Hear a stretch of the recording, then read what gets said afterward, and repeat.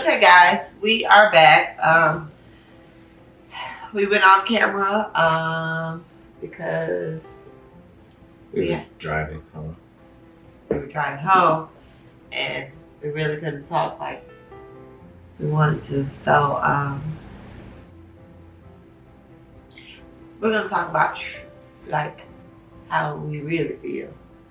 There were some things on the way home that we talked about that were um, uncovered that I really didn't take into perspective or think about, and it's mainly how Otis feels about everything.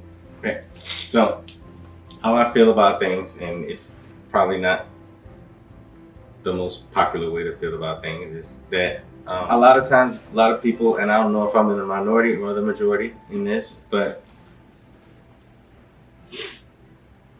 a lot of people live for the next generation. And that's what I feel like I've been living for. I haven't been living for me throughout my life. And when you're faced with the prospect of not having children, it kind of makes you feel like you've been living this way for no reason. And I've watched others that don't live like that, and they've had a great time and been doing big things. And I haven't, because I've kept myself together to make sure that I could be around and that I could take care of the next generation.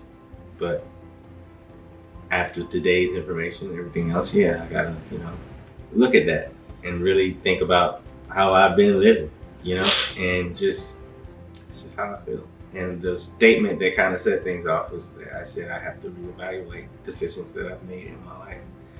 And that doesn't sound great, of course, when it comes down to someone else being in your life. But in the end, it's not about the other person. I'm really talking about myself and my decisions and things like that. I mean, don't get me wrong. The decisions I've made in my life have led me to a very, very, very good life, a very prosperous life. But without children, what's the point? Yeah, what's the point of being like prosperous and all this other stuff when, it's like buying a ship, going to an island, and no ocean. Yeah, it's like, I mean, I don't know. It's like what's the point of having all that? You can't take it with you. You know what I'm saying? And that's kind of how I'm looking at things. You can't take it with you, and you know what? Who are you gonna leave it to at this point? And that's kind of how I'm looking at it.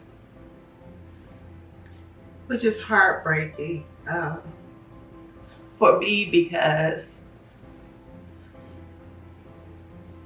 I want him to feel like everything he's done, there is purpose. And I want kids too, but I'm not, and we're not saying that they're saying no. They're saying like, they're saying there's a low chance. 30%.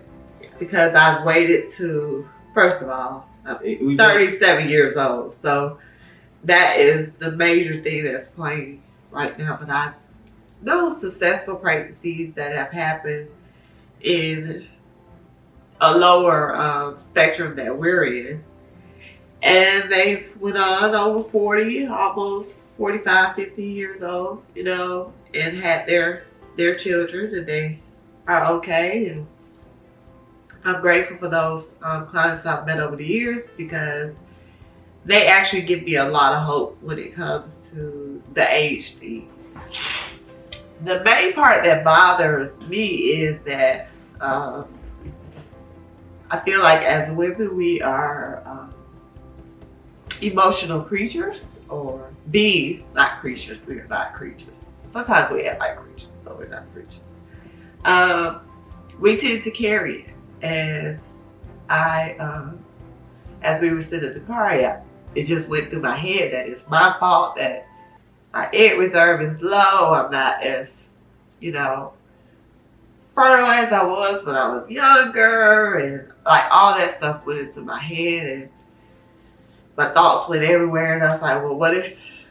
To me, it was like, what if he can't get past this, and then we don't make it as a couple, or like it ruins our marriage. Like all that came into my mind. I'm telling you, like my mind just always goes wherever it wants to go. I'm sorry to see that's a moment right there, because I looked over there and saw that the carpet is not flat on the floor. It's driving me crazy. So it made me nervous. I'm sorry. What you sorry for? There's no need to be sorry. I know. I'm just saying, like, there's no need to be sorry at all. Like, you've been through a lot. We've been through a lot. I mean, there's reason for everything. There's a reason that your egg reserves are low. There's all that stuff is factors, you know? Yeah. And there's not nothing we can do about it but push forward. I mean, like I said before, and like I went into this always, regardless of what the amount of money is, I'm gonna spend it, and we're gonna give this 100% try, and that's it. That's the way I'm looking at it. And if it doesn't work, like I said before, I'm just gonna go counseling, do what I gotta do to get past the fact that that's it. Yeah. And this is the life. This is what life is, and that's just it. And what it's gonna be. But like I said, mentally, I'm gonna have to get past it, and that's why I said I definitely probably gotta go to counseling or whatever if things don't work the way that I feel they should. I know I don't talk like that a lot, but that's just how I feel. So we just came to let you all in. I know we've been kind of by the book, not letting you see the conversations behind the scenes or never coming back and talking about them, but I felt like this is one that was very important, because at the end of the day, we still have each other and we're going to get through it. We haven't lost hope or faith. We're going to keep pushing. At first, I think we were saying we were supposed to start July.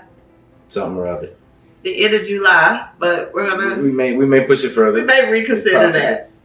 Give ourselves a little time. It's just to get the medications and stuff together. Yeah. Because right now they gave us some information about. Well, you'll see. The medications is a factor now. It's that I did not anticipate.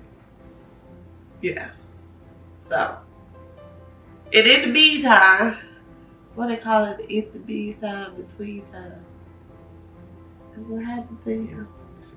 Okay, say it for me. My nose is a little congested. Okay, but in the meantime, between time, we will continue to pray, have faith. We're gonna do what we can. As far as I just took all that medicine that they wanted me to take, and it's just like sitting in my throat. Like, it smelled horrible. It smelled like ammonia. Ugh. And I told him, I said, it's crazy he said that, because it does have something called titanium dioxide or something, which is a mineral whitener. What is it? Ammonia, Clorox, bleach, whitener. We got this, right? Mm-hmm. We in this together. Y'all in this with us. And if you got somebody that you know, any type of programs that you all have tried or know of that will help, even consider going out of state, because in Georgia they got it for $7,000 compared to $15,700. So, y'all, it's a lot of money out here, like that they charging for people to have their dreams come true, and they making it, and it's crazy. We're making it, people, and we are gonna pay.